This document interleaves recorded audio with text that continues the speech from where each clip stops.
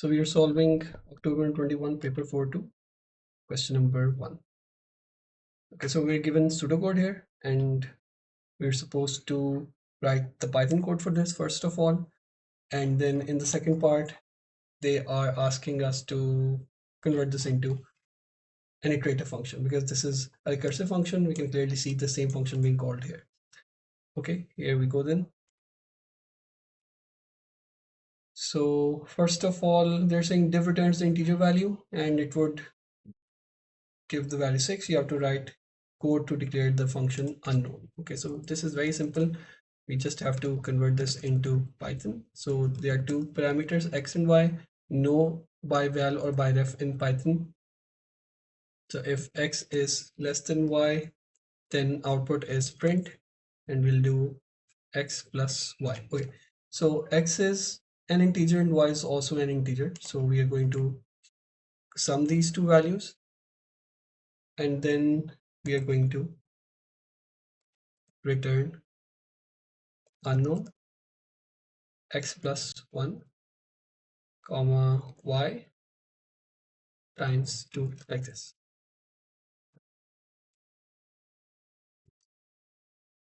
Okay, then else as it is colon if x is equal to y, so double equal, if x double equal to y, we have to make sure of case sensitivity. If x is double equal to y, we have to return 1. Okay, if that is not the case, then else in the same indentation level we have to print x plus y and then we have to return unknown, and we have to do the recursive call again, x minus 1 comma y. Div in Python is double slash 2. It's done.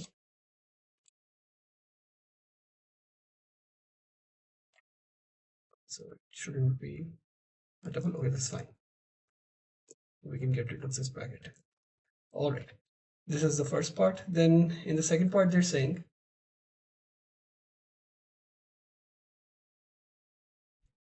the main program needs to run all three of the following function calls and output each of the calls. So we have to, for each of the three calls, the main program needs to output the calls values of the two parameters, call the function, output the return value. Okay, again, very simple. So we just have to write the main function in this case. So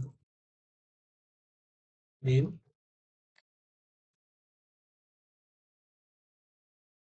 and here we'll print the values, output the value of these two parameters. So we can print parameters are 10 and 15, then 10 and 10. So I'll just copy paste this.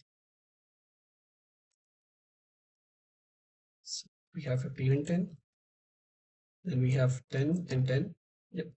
And then we are supposed to call them. So, and then you have to output their response as well. So response is equal to unknown, or you can directly wrap this in print statement. You don't have to use the response variable here. So unknown, and here we'll pass the values 10 and 15, and we do. I'll just copy these, and this would be 10 and 10, and then this would be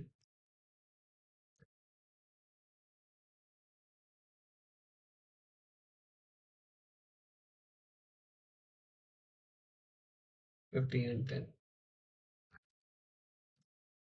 Okay, and now lastly we have to output these values. So I'll do that, print the response here, or we can use three separate variables and just print them all together in one line like this.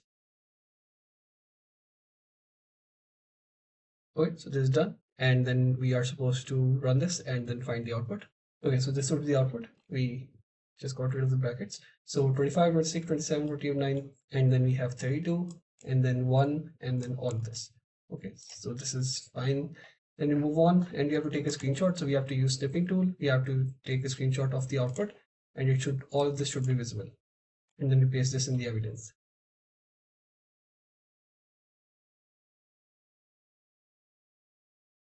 Okay, now we have to rewrite this function as an iterative function. Okay, so this is a recursive function, so we have to define it iteratively, which means we have to use some sort of a loop here to make it work. So this would be define iterative unknown, and then we'll have the two parameters x and y, and then we are supposed to write the logic for this. Okay, now to write the logic, we first have to understand what is going on in this recursive function. So we are first checking if x is less than y. If that is the case, we are making the recursive call. And in the recursive call, what we're doing is we are adding, so x is being incremented by 1, and then y remains the same. And then we basically just multiply the whole output by 2. This is what's happening in the recursive call when x is less than y. Then when x and y are the same, we just return 1. So this would be our starting value, because this is how the recursion will end. So this would be our initial total, or whatever you want to call it. And then if x is not equal to y, then we are doing, so what we're doing here is we're subtracting the value. We're doing x minus 1 and y remains the same. And then we are doing an integer division of the total by 2. So basically, whenever this recursive call will return a value, this would be replaced by a whole number, right? So this could be maybe 30, and then this would be our total value. And this is what we have to capture in a variable, because in recursion it is automatically done on the stack, but iteratively we have to create a new variable, which in this case I'm calling total, or whatever you want to call it, whatever is relevant. So we have to implement this. So we'll go step by step. So I'm setting the total to 1 again, because the base case is 1. It will eventually return 1, so we have to start from 1. If it had returned 0, we would have started from 0. Okay, then we are supposed to use a loop. Okay, now till what point do we loop? So we are returning when x is equal to y. So when x is less than y, or when x is greater than y, we are looping. Otherwise, we return. So this would be the base condition and the loop condition. So while x is not equal to y, right? So until they're equal, we are constantly making two recursive call here and then here again. So if they're not the same, then we're going to do the remaining part. Okay, when they're not the same, so what we have to do is in both cases we are adding their sum. So that is what I'll do. I'll write print x plus y. Okay, once this is done, then we can either check for this condition or this condition. But since this was checked first most, so we'll also keep the same order. So we'll write if x is less than y. Okay, then we are going to return this. Okay, now in order to return this, what we have to do is we have to use the variable, because this the whole value will be returned into a variable in iterative functionality, right? Because we are converting this into iterative from recursion. So we're using the variable total.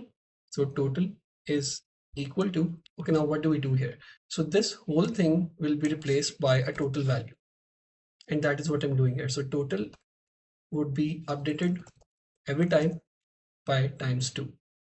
And like we discussed, x is going to get incremented every time. So what I have to do is I'll increment the value of x by 1.